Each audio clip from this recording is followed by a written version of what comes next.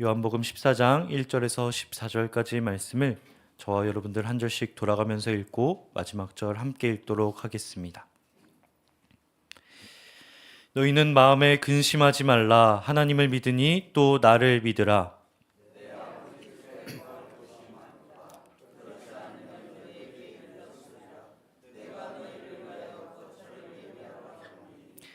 가서 너희를 위하여 거처를 예비하면 내가 다시 와서 너희를 내게로 영접하여 나 있는 곳에 너희도 있게 하리라. 도마가 이르되 주여 주께서 어디로 가시는지 우리가 알지 못하거늘 그 길을 어찌 알겠사옵나이까.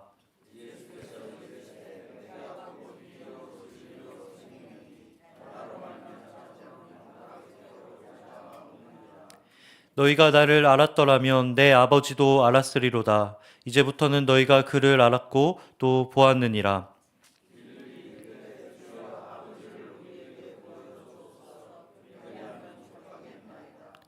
예수께서 이르시되 빌립아 내가 이렇게 오래 너희와 함께 있으되 내가 나를 알지 못하느냐. 나를 본 자는 아버지를 보았거늘 어찌하여 아버지를 보이라 하느냐.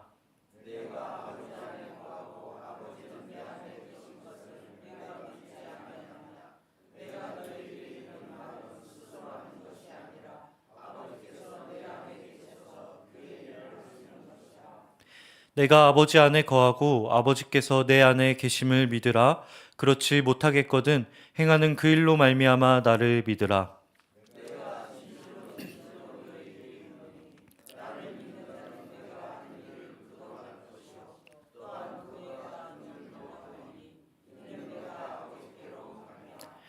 너희가 내 이름으로 무엇을 구하든지 내가 행하리니 이는 아버지로 하여금 아들로 말미암아 영광을 받으시게 하려 함이라.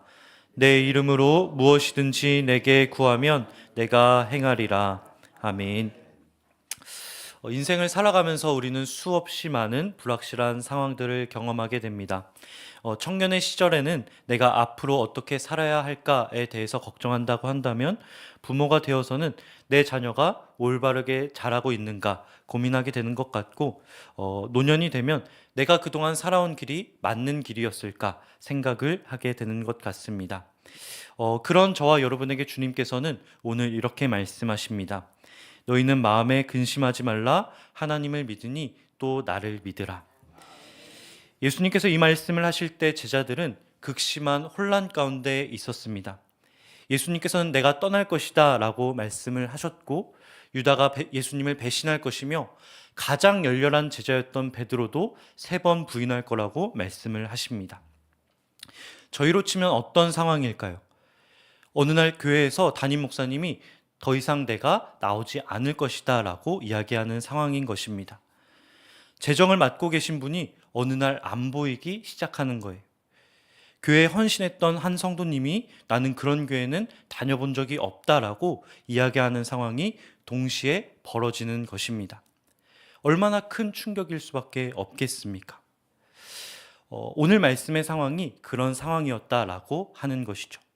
그런 말씀을 예수님께서는 하셔야 되는 상황이었다라고 하는 것입니다. 어떻게 주님은 그런 상황 속에서 너희는 근심하지 말라라고 말씀하실 수 있었을까요? 예수님은 근심하는 제자들에게 이렇게 말씀하십니다. 2절 말씀입니다. 내 아버지 집에 거할 것이 많도다. 내가 너희를 위하여 거처를 예비하러 간다. 이것이 바로 주님이 떠나셔야 했던 이유라고 하는 것이죠. 여기서 아버지의 집은 무엇을 의미할까요? 많은 사람들이 천국을 떠올립니다. 그런데 예수님께서는 요한복음에서 이런 말씀을 하신 적이 있어요. 2장 16절 말씀입니다. 비둘기 파는 사람들에게 이르시되 이것을 여기서 가져가라. 내 아버지의 집으로 장사하는 집을 만들지 말라 하시니. 여기도 내 아버지의 집이라고 하는 단어가 나오는 것을 보게 됩니다. 이 단어는 무엇을 뜻합니까? 예루살렘 성전을 의미합니다.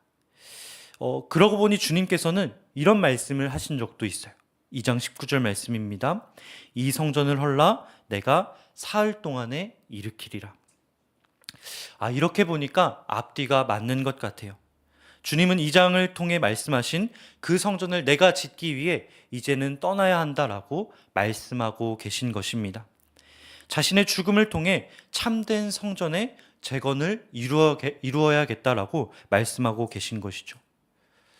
무엇이 참된 성전입니까? 죄인인 우리와 하나님이 다시 교제하게 되는 것. 우리 안에 성령이 거하실 수 있도록 그 길을 다시 여는 것. 주님은 죽음을 통해 우리를 하나님과 연결시키는 성전으로 만드신다고 말씀하고 계십니다. 다시 말해 오늘 예수님이 떠나시는 것은 단순한 이별이 아니라고 하는 거예요. 그 약속의 말씀을 이루기 위한 예언의 행동이라고 하는 것입니다.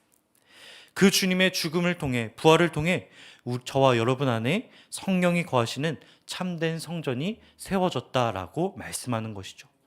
그렇기 때문에 저와 여러분은 근심할 필요가 없는 것입니다. 예수님이 떠나시지만 걱정할 필요가 전혀 없는 거예요. 그러나 이 말씀을 이해하지 못한 제자들도 있습니다. 바로 도마입니다. 14장 5절 말씀, 주여 주께서 어디로 가시는지 우리가 알지 못하거늘 그 길을 어찌 알겠사옵나이까. 생각해보면 저희도 이런 질문을 하게 되는 것 같아요. 살아가다 보면 하나님 왜 저의 인생이 이렇게 어렵습니까? 왜 기도해도 응답하지 않으십니까? 이 길은 맞는 길입니까? 수없이 질문하고 되뇌이게 되는 질문인 것 같습니다. 여러분, 그런데 성경을 보면 하나님께서는 우리에게 원하시는 게 있는 것 같아요. 이 모든 것을 다 너가 이해한 후에 따르는 것이 아니라 그 전에 너의 발을 내디뎌라 라고 말씀하고 계십니다. 요셉은 형들에게 버려지고 노예로 팔려가고 감옥에 갇히게 됩니다. 그 순간에는 하나님의 뜻을 알았을까요? 몰랐을 거예요. 그러나 시간이 지나고 보니 하나님이 그를 애굽의 총리로 세우십니다. 모세는 어떻습니까? 애굽의 왕궁에서 귀하게 자란 사람이었어요. 그런데 광야로 내몰려 40년 동안 양을 치며 살았습니다. 쉽지 않았을 거예요.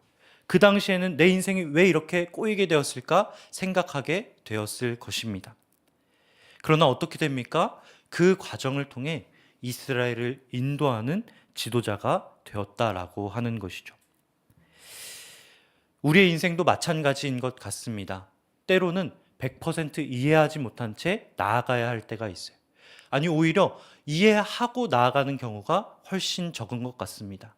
내가 인생의 전체에서 볼 때 어느 지점에 있는지 우리는 알 수가 없어요. 저와 여러분이 할 수 있는 것은 무엇입니까?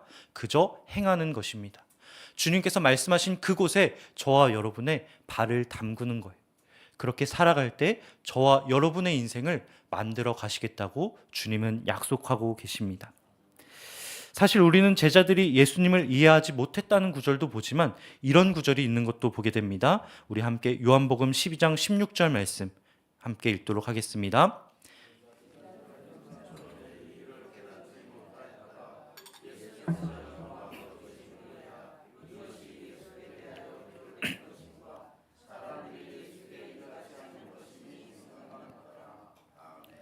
오늘 혹시 이해하기 어려운 일들이 있으십니까? 내가 그 사람을 왜 섬겨야 되지? 라는 생각이 들진 않으십니까?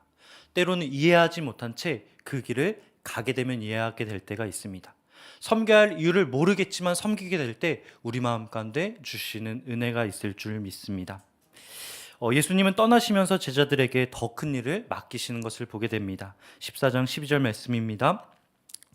나를 믿는 자는 나의 하는 일을 그도 할 것이요 또한 그보다 더 큰 일도 하리니 이는 내가 아버지께로 감이라. 제자들이 과연 예수님보다 더 큰 일을 한다는 것이 가능한 일일까요? 예수님은 가장 뛰어난 능력을 가지신 분이시고 제자들은 아직 십자가의 의미도 알지 못하는데 그 길을 가는 것이 가능한 일일까요? 가능한 일입니다. 마음이 아프더라도 익숙했던 주님을 떠나보내고 성령을 받을 때 가능하다고 성경은 이야기하고 있습니다. 예수님은 공생애 동안 어디서만 사역을 하셨습니까? 이스라엘 내에서만 사역을 하셨어요. 그러나 성령을 받은 제자들은 어디로 나아갑니까? 그 제자들을 통해 복음이 전 세계로 퍼져나가는 것을 보게 됩니다. 베드로는 하루에 3,000명을 회개시키는 설교를 했고 바울은 로마까지 가서 복음을 전하는 것을 보게 됩니다. 성령님이 임하시자 제자들은 예수님이 행하셨던 그 사역보다 훨씬 더 큰 사역을 감당하게 되었다고 하는 것이죠.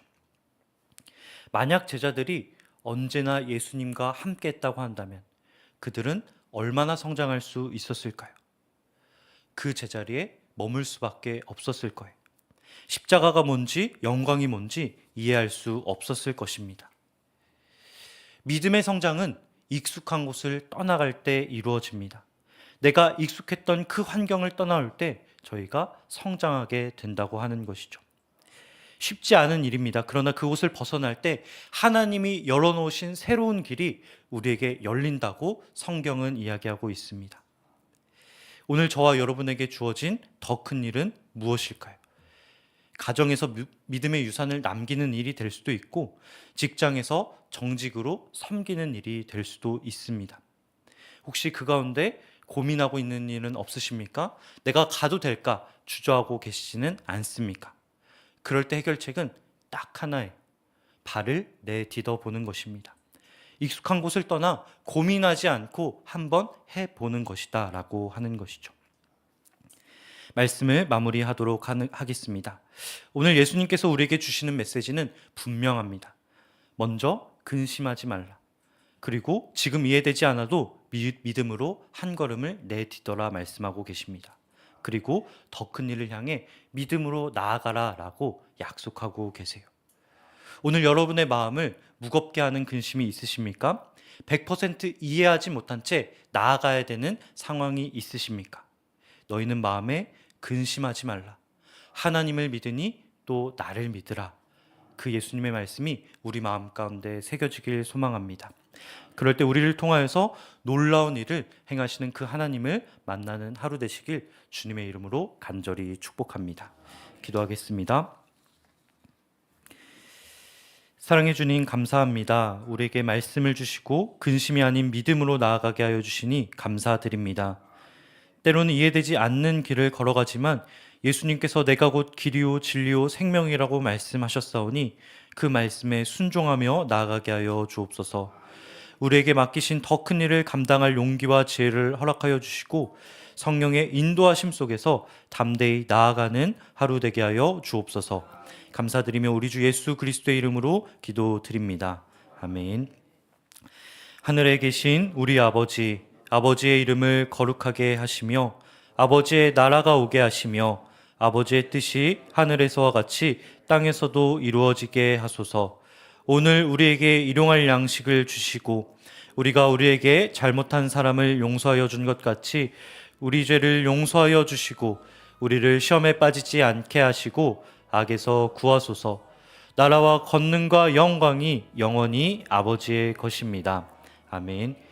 이 시간 우리 함께 주신 말씀과 기도 제목 붙잡고 주의 이름 부르고 기도로 나아가도록 하겠습니다. 주여, 사랑의 주님 감사합니다. 이 시간 우리가